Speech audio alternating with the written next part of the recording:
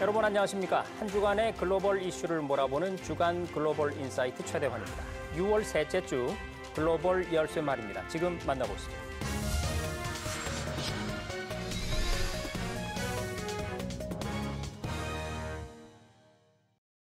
오늘 도움 말씀 주실 분으로 용인대학교 국제교류원의 박승찬 원장님 그리고 공주대학교 국제학부 임은정 교수님 모셨습니다. 두 분 어서 오십시오. 네, 안녕하세요. 반갑습니다. 네. 자, 오늘 특집이지만큼 저희가 어벤져스급 출연자 두 분을 모셨거든요. 오늘 친절하고 알찬 해설 여러분 기대하셔도 좋을 것 같습니다. 자, 이재명 대통령이 1박 4일 동안의 숨가쁜 일정을 소화했습니다. 이번 순방 일정을 먼저 정리를 좀 해보자면 방문 첫날엔 남아공 호주 정상과 만났고요. 둘째 날에도 무려 7건의 정상회담이 이어졌습니다. 그리고 에너지 안보의 미래를 주제로 열린 G7 확대 세션에서 한국의 관련 정책을 소개하기도 했습니다. 분주한 일정이었는데요. 자, 박승찬 원장님, 네. 저는 회의가 끝나고 나니까 한국이 돌아왔다. 이 문장이 또렷하게 기억이 나던데요. 이재명 대통령의 첫 외교 무대 데뷔전 어떻게 보셨습니까? 제가 그 멘트를 쓰고 싶었었는데 네. 지금 나온 멘트가 정말 가장 큰 핵심입니다. 대한민국이 돌아왔다. 네. 이게 가장 큰 메시지였던 것 같습니다.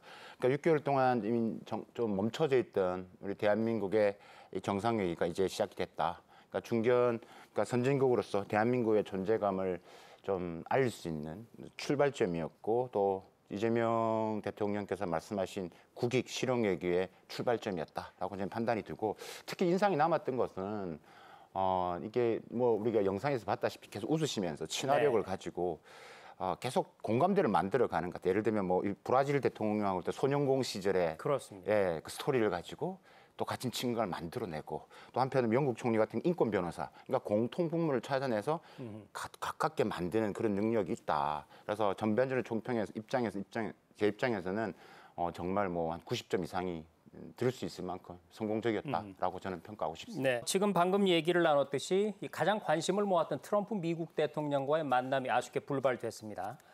트럼프 대통령이 급거 이 귀국을 결정했기 때문인데 짧은 기간에 분주하게 준비를 했을 우리 외교팀으로서는 다소 아쉽게 됐습니다만, 자, 박 원장님. 네. 그런데 이런 상황이 오히려 우리에게는 조금은 유리한 상황을 만들어줄 수도 있다, 뭐 이런 얘기가 나오던데요. 일단은 어떤 관점에서 보느냐에 따라 달라질 수 있는데 네. 이번에 준비를 했는데 사실 이번에 협상을 해서 전반적인 지금 한미 협상이 진행되고 있는 부분에서 약간의 좀 힘을 실어주는 그러니까 그런 부분에서 실마리를 제공하는 뭐 기회가 될 수도 있었지만 이게 이제 불발이 됐습니다. 그러면 이걸 또 다른 관점에 보면 저는 두 가지 관점에서 한편으로는 또 우리한테 또 결코 나쁘지 않다라고 네. 지금 보는 이유가 뭐냐면 일단 조기 귀국으로 뭐 트럼프 대통령이 갔긴 갔지만 이제 한미 협상 부분에서 지금 우리가 실무진이 움직이고 있고, 그렇죠. 저는 한미 협상 부분들을 가능한 좀 유예를 시켜야 된다고 주장하는 학자 중에 한 사람이기 때문에 빨리 할수록 우리한테 유리한 건 없다라고 보기 때문에 그러니까 시간을 조금 더 저는 볼 수 있는 기회를 또 만들었다라고 이제 보여지고요.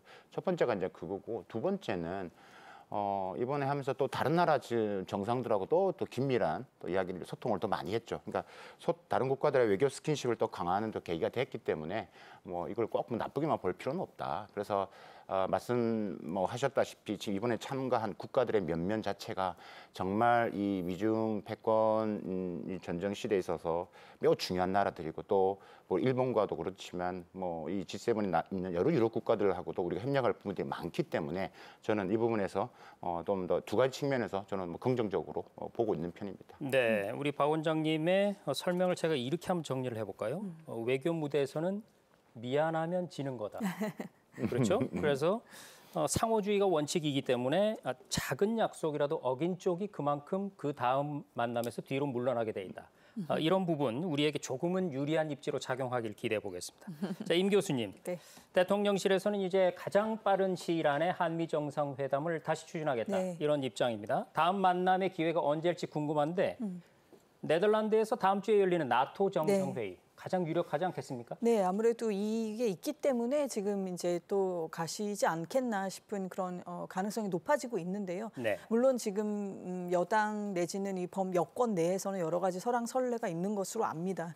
아무래도 이제 나토라고 하는 모임 자체가 G7하고는 또 결이 다르죠. 네. G7도 누가 봐도 잘 사는 소위 이제 서양이라고 하는 일본 빼고는요. 일본이야 뭐 아시아 국가지만 지리적으로 아시아인 거지 뭐 일본도 어떻게 보면 서양에 속한다고 할 수 있는 먼저 선진국이 된 나라들의 모임이기 때문에 G7도 G7대로 그런 결이 있지만 나토는 뭐 명실공히 이거는 이제 집단 안보 체제이기 때문에 이 부분에 대해서는 뭐 여권 내에서도 조심스러운 그런 목소리를 내시는 분들도 있는 줄은 압니다만 기존에 계속 지금 저희가 연속적으로 가고 있었던 부분도 있고 지금 이런 자리에는 저 개인적으로는 가셔야 되는 게 맞다고 보는 게 지금 이런 이 토론이 지금 중동 이 상황을 놓고도 그렇고 하루가 멀다고 계속 지금 상황이 바뀌는 가운데 이 지금 모임의 장에 우리가 가 있는 것은 저는 굉장히 의미가 크다고 보고요.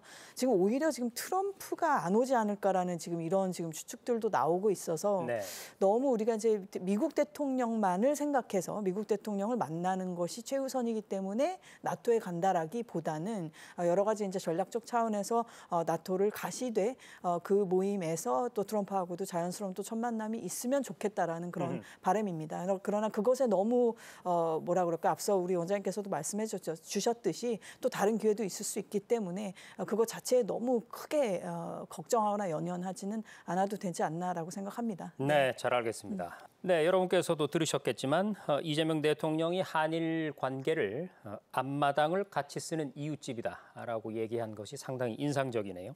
자, 임 교수님, 이번 정상회담에 대해서 한일 양국이 관계 개선에 시동을 건 성공적인 만남이었다 이런 평을 내놓고 있습니다. 좋은 출발이었다는 얘기인데 그 이유는 어디에 있을까요?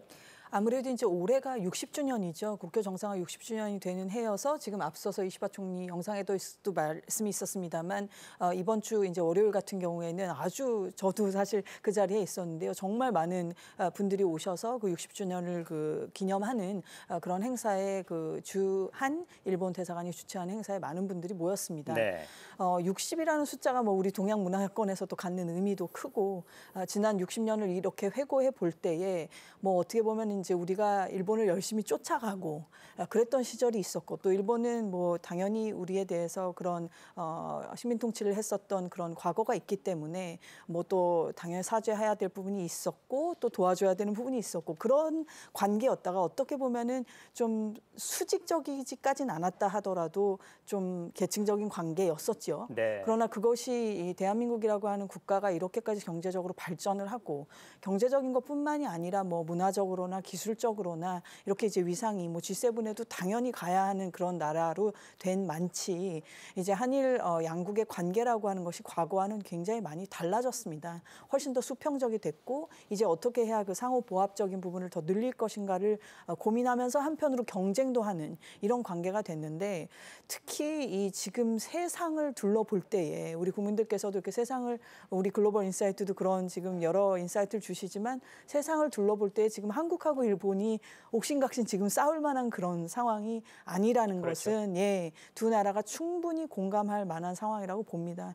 여러 가지 우리가 과거에 아픔이 있고 여전히 또 피해자들이 계시기 때문에 그 피해자분들에 대한 어떤 처우나 또 끊임없는 그런 노력이 있어야 되겠습니다만은 그거보다 훨씬 더 큰 차원에서 지금 세상의 질서가 바뀌고 있기 때문에 이런 차원에서는 한국하고 일본이 옥신각신할 부분이 설사 있다 하더라도 협력할 부분이 더 크다라고 양국 정상들께서 보고 있으시다고 보고요. 그런 차원에서 지금 셔틀 외교가 복원이 됐었던 것을 또 지난 6개월 동안 이렇게 끊겼었지만 이제 다시 그것을 복원해서 앞으로 두 나라가 어찌 됐든 간에 뭐 이재명 대통령 말씀하셨다시피 이사를 갈 수도 없는 사이 아니겠습니까? 그렇습니다. 그래서 협력적으로 그런 관계를 만들어가겠다는 그 첫 물꼬가 잘 튀어졌다고 생각합니다. 올해가 이 한일 수교 60주년이면서 또 광복 80주년을 맞는 뜻깊은 해입니다. 사실 한일 관계 정립이 특별한 미묘함을 갖는 이유가 바로 과거와 미래를 동시에 품어야 한다. 이런 점 때문일 텐데요. 한일 관계를 풀어나가는 데 있어서 박 원장님, 이재명 정부의 앞으로의 과제 뭐라고 보십니까? 그 이재명 대통령께서 계속 이야기했던 한일 관계도 결국 또 실용 외교를 하겠다라고 말씀을 하셨습니다. 그러니까 네. 현안 문제는 현안 문제가 있고, 그다음 협력해야 될 부분, 협력. 그게 한일 간의 협력도 있지만 한미일이 합쳐지는 부분도 기본 그걸 공고히 해 나가야 되는 게 중요하다. 그래서 투 트랙으로 가는 게 가장 기본적인 부분들이고요. 그래서 뭐 최근에도 지금 한미일 연합 공중 훈련도 했었고, 네. 이런 거 있다. 하지만 이제 우리가 과거사 문제라든가 우리가 뭐 위안부 문제, 역사 왜곡 문제라든가 그다음에 또 이 독도 문제, 일단 민감한 사안들이 있거든요. 그래서 그런 민감한 사안들에 대해서는 이제 셔틀 외교의 측면에서 확대시켜 나가고, 그다음에 이거는 부분들을 지금 단순하게 이제 정부 차원도 있지만 민간 차원들, 기업들 차원을 더욱 교류를 더 확대하는 네. 그런 물꼬를 터주는 게 지금 이재명 실용외교의 가장 출발점이 아닐까. 그런 측면에서 이번 만나면 그 상징적인 의미가 있다라고 저는 평가하고 싶습니다. 네. 자, 박 원장님, 실질적인 협력 논의, 또 주목할 만한 성과 어떤 게 있을까요? 일단 뭐 여러 정상들과의 만남을 통해서 뭐 짧은 시간이었지만 큰 그림은 그림 제한적이었지만 그래도 좀 큰 거를 뽑는다면 저는 일단은 한 2가지 정도를 요약할 수 있을 네. 것 같습니다. 일단은 그 영국과의 지금 자막에도 나왔다시피 영국과의 FTA 지금 이런 개정에 대한 필요성에서 어느 정도 서로가 공감대가 있었다라는 부분들. 사실 그 영국과의 FTA 부분에서 혹은 뭐 뿐만이 아니라 다른 나라 지금 FTA 부분도 이게 지금의 트럼프발 관세로 인해서 많은 지금 의미가 없어지건, 그래서 지금 이는 시대의 조리에 따라 조금 변형, 그다음에 또 업그레이드가 필요한 부분들인데, 그렇죠. 네. 이번에 이제 뭐 영국과 FTA 부분에 있어서의 뭐 개정 필요성을 합의했다는 것은 우리 기업들 입장에서 또 유럽을 갈 수 있는 중요한 또 하나의 가지고 있는 영국이 갖고 있는 여러 가지 이제 의미가 또 있기 때문에 네. 이렇게 이 부분들을 일단 먼저 이야기를 할 수 있을 것 같고요. 왜냐하면 거기에는 뭐 교육, 투자, 뭐 디지털 공급망, 그다음 에너지 여러 분야가 들어가 있기 때문에 지금 우리 기업들이 영국과의 이런 FTA를 통해서 또 출로를 또 확대할 수 있는 하나의 중요한 터닝 포인트를 만들었다라고 이제 평가를 하고 싶고, 두 번째가 이제 EU죠. 그러니까 이번에 이제 대통령께서 가셔가지고 뭐 EU 정상회의에 뭐 상임의장도 만나셨고 집행위원장도 만나셨다는 네. 거죠. 그래서 이번에 제11차 한 EU 정상회담도 하자. 그래서 이런 이제 개최에 대한 제안도 받으셨기 때문에 한국이라는 나라 이 중견의 선진국이 중견국가가 EU의 전체 국가들과의 이런 계속 해왔던 모멘텀을 지속할 수 있는 또 중요한 하나의 계기를 만들었다라는 측면에서, 왜냐하면 지금 미국과 중국의 이런 전체 이런 패권 구도 속에서 유럽과의 협력 부분이 한국에는 매우 중요합니다. 이게 단순하게 뭐 기업의 협력이 있지만 이 표준화 부분이라든지 공급망 부분에 있어서 함께 가야 될 게 많기 때문에 지금 뭐 미국이나 중국이나 다 한국을 다 지금 양쪽으로 끌고 가려고 하는 측면에서 우리 스스로의 존재감, 영향을 하기 위해서는 EU라는 큰 나라들과의 협력, 그런 공급망 표준 부분들을 같이 만들고 우리가 주도적으로 할 수 있는 하나의 또 시작점이다라고 측면에서 저는 높게 우리 국익을 위한 의미 있는 행보였다라고 네. 보여집니다. 그 초반에도 저희가 얘기를 좀 나눴습니다만 네. 이 의제의 블랙홀이라고 할 수 있는 트럼프 대통령이 중간에 퇴장함으로 인해서 오히려 이재명 대통령이 폭넓게 다양한 국가들과 대화를 나눴다. 이런 생각도 좀 들고요. 사실 이 분주하기 이를 데 없는 이 다자회의장에서 사이사이에 연쇄 양자회담을 짧게 하면서 어떤 성과를 도출한다는 게 참 쉬운 일이 아니거든요. 그렇습니다. 이재명 대통령이 순발력, 어떤 추진력, 친화력 이런 것들을 잘 보여준 무대가 아니었나 싶습니다. 자, 그런가 하면 이재명 대통령의 첫 해외 연설도 이번에 있었습니다. 이 대통령은 G7 정상회의 확대 세션에 참석해서 에너지 안보, 공급망 안정화 그리고 인공지능의 중요성을 강조했는데, 자, 임 교수님, 시청자들의 이해를 돕는 차원에서 네. 확대 세션이란 게 뭔지 설명해 주시고요. 네. 이 대통령이 이 2가지 의제를 첫 해외 연설 주제로 택한 이유 어디에 있는지. 네, G7 이제 확대 세션이라는 것은 G7이라는 것 자체가 지금 7개 나라지 않습니까? 네. 근데 이 소위 말하는 이제 일본 제외하고 서방 선진국의 일본 이런 선진국들의 모임인 것인데 이들이 이제 앞서도 말씀드렸다시피 이제 상대적으로 경제적인 규모가 많이 작아졌죠. 네. 그러면서 이제 중요한 나라들을 초청을 합니다. 거기에 당연히 지금 한국이 계속 초청을 받고 있고, 올해는 아주 캐나다가 어떤 전략적인 선택을 했다고 보는 것이 호주, 브라질, 뭐 각 어떻게 보면 대륙에서 대표 주자들을 이렇게 불러온 것 같은 그런 모양새입니다. 네. 남아공도 그렇고요. 그렇게 해서 이제 그런 초청국들까지 다 같이, 왜냐하면 G7 그 코어 핵심 멤버들이 하는 회의가 있고 이 초청국들까지 다 같이 하는 그 세션을 이제 확대 세션이라고 부르는데요. 아무래도 이 G7이라는 그 멤버들이 이제 선진국 클럽이다 보니까 이들이 어떤 의제를 설정을 하느냐, 어떤 어젠다를 던지느냐가 글로벌 정세에 함의하는 바가 크죠. 네. 예를 들면은 뭐 이번 같은 경우에는 핵심 이제 6대 의제로서 핵심 광물, 인공지능, 그다음에 양자 컴퓨터, 그다음 또 이제 산불 대응. 이제 캐나다가 워낙 이제 산불 문제가 이 기후 변화로 인해서 호주도 그렇습니다만 심각하다 보니까 또 이 문제를 포함을 시켰고, 그다음에 이제 미립국 단속하는 문제, 그다음에 국제적인 그럼에도 불구하고 탄압을 어떻게 해서 해소할까. 이제 이런 부분들을 지금 6대 의제로서 제시를 했습니다. 여러 가지 하나하나를 뭐 다 일일이 말씀드릴 시간까지는 없겠습니다만 이것을 보더라도 캐나다라고 하는 지금 이번에 그 호스트가 지금 이 국제 정세에서 어떤 부분을 중요하게 보고 있고 또 G7이라는 이 선진국 클럽들이 어떤 어젠다를 가지고 가려고 하는가, 어떤 의제를 가지고 가려고 하는가를 알 수가 있겠는데요. 이런 이제 확대 세션 자리에서 이제 이재명 대통령께서 이제 두 번의 이제 발언이 있으셨는데 첫째가 이제 에너지 관련된 부분이고 두 번째가 이제 AI랑 관련된 부분입니다. 근데 네. 이것을 떼놓을 수가 없죠. 어떻게 보면은 이게 얽혀 있기도 하고 동전의 마치 앞뒷면처럼요. 이 AI의 그 출현이라고 하는 것은 지금 인류 역사를 어떻게 보면 굉장히 이제 전혀 우리가 상상하지 못했던 방향으로 가지고 갈 것이고, 그리고 지금 중국의 그 성장이라고 하는 것이 이제는 뭐 쫓아온다 수준을 넘어선 지가 오래됐죠. 네. 심지어 지금 뭐 휴머노이드 관련해서는 휴머노이드 로봇을 가전제품 사듯이 살 수 있는 그런 지금 매장까지 세계 최초로 나온다라고 하니 이 중국의 이 인공지능 분야에 있어서의 앞서감이라고 하는 것도 굉장히 어떤 면에서 좀 위협이 됩니다. 그런데 이 AI 시대가 되면 될수록 우리 사람은 섭식동물이니까 먹어야지 살지만 네. AI나 이런 모든 데이터랑 관련된 것들은 전기가 필수 아니겠습니까? 그렇죠. 그럼 이 전기 공급을 어떻게 할 것이냐라고 하는 것이 가장 핵심일 수밖에 없고 그렇기 때문에 이제 에너지 안보 문제를 얘기하신 것으로 저는 이해를 합니다. 그리고 대선 공약에서도 이제 에너지 고속도로라는 그 표현을 쓰셨었죠. 이렇게 디귿자로 우리가 이제 한반도에 이렇게 남단을 이렇게 남쪽에 우리가 나라가 있기 때문에 이렇게 있는 그 고속도로 발상을 또 얘기를 하시기도 했는데 그런 인프라가 이제는 또 받쳐줘야 됩니다. 과거처럼 전기를 생산하는 지역과 쓰는 지역이 좀 다른 것보다는 이것을 잘 연결을 해야만 전력망에 무리를 가지 않게 하면서 전력 수요가 늘어나는 것을 감당할 수 있기 때문에 그래서 그런 부분들에 대한 이제 구상을 얘기하신 것으로 이해를 했고요. 이 두 가지 문제는 뭐 비단 우리나라뿐만이 아니라 특히 지금 이 G7 선진국들 입장에서도 당연히 귀담아 들을 수밖에 없는 그런 의제였다고 봅니다. 네. 네.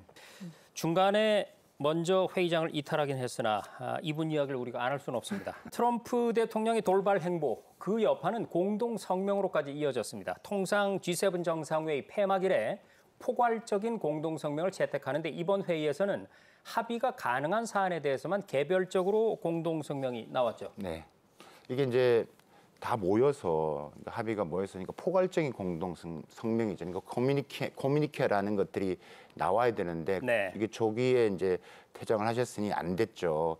사실 이것도 뭐 처음도 아니고 예전에 뭐 트럼프 일기 때도 2019년 정도가 이런 비슷한 경우가 한번 있었습니다. 이게 두 번째인데 이걸 또 미리 예측을 했다는 듯이 또 이제 주최 부분의 캐나다 측면에서도 이제 개별 사안에 대해서 이제 합의를 또 했죠. 그러니까 뭐 직접 트럼프 대통령도 사인을 했다라는 이야기입니다. 뭐 그게 한 세 가지 측면인데 일단은 안 된 것부터 얘기를 하면 일단은 뭐 러시아 규탄에 대해서 의견이 달랐던 거죠. 자기가 러시아와 우크라이나에 본 중재자 역할을 해야 되는데 러시아를 무조건 지금 비판을 하고 우크라이나를 지지한다는 문구는 마음에 안 들다라고 이야기를 했던 거고. G8에서 러시아를 내보낸 것은 큰 실수였던 이런 얘기까지 했더군요. 네. 그래서 그렇기 때문에 이제 이거는 이제 거부가 된 거고요. 그래서 그러면 이제 합의가 된 게 이제 뭐 우리가 좀 전에 이야기했다시피 이제 6가지 분야, 그러니까 히토리를 포함한 그다음에 우리 광물 협정, 그다음 협력, 그다음 AI, 그러니까 실물 협력에서 가능한 부분에서의 합의가 도출됐다라고 이제 말씀드릴 수 있을 것 같고 아까 그래서 네. 6가지는 말씀을 드렸기 때문에 두 번째가 이제 결국은 지금 일어나고 있는 중동 이슈죠. 이런 부분에서 이제 뭐 유럽의 생각은 여전히 이제 이란의 뭐 핵무기를 보유하는 것은 반대하고, 근데 이런 이제 긴장 국면에 대해서는 안 좋다라는 거죠. 긴장 완화를 촉구하는 부분에서는 또 다 합의된 공동성명이 채택됐다. 긴장 완화 촉구 성명이 됐기 때문에 그런 부분에서의 이제 의미는 이번에 좀 조기 퇴장을 하셨지만 미국도 들어와서 이게 부분적인 협력이 됐던 내용이라고 말씀드릴 수 있겠습니다. 네, 잘 알겠습니다. 자, 그럼 이제 이번 51차 주요 7개국 정상회의 가장 큰 관심사였던 관세 얘기를 좀 해보겠습니다. 트럼프 대통령이 이탈로 관세 협상을 할 기회를 엿보던 각국 정상들은 뭐랄까요, 상당히 허탈한 상황이 되어버렸죠. 하지만 이 와중에도 유일하게 영국은 속전속결로 무역 협정을 마무리를 지었습니다. 우리로서도 좀 살펴봐야 할 부분인데요. 자, 임 교수님, 미국과 영국 합의에 이런 과정이 좀 궁금한데 네. 무엇을 주고 무엇을 받은 겁니까? 참 과연 영국이다 싶기도 하고요. 네. 미국을 잘 역시 다룰 줄 아는구나 이런 인상도 받았습니다만 어쨌든 이번에 말씀하신 대로 웃고 돌아가는 건 어떻게 보면 영국 총리 한 분만 되게 됐는데 이게 이제 이 G7 정상회 이번 첫날에 그 트럼프 대통령이 이제 뭐 캐나다, 영국, 일본도 수상도 만나셨죠.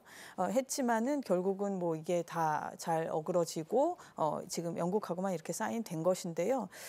그 지난달 결국은 이제 합의가 됐었죠. 양국 간에 이제 무역 협정이 합의가 됐었던 것을 이번에 만난 참에 이제 서명을 한 것이고요.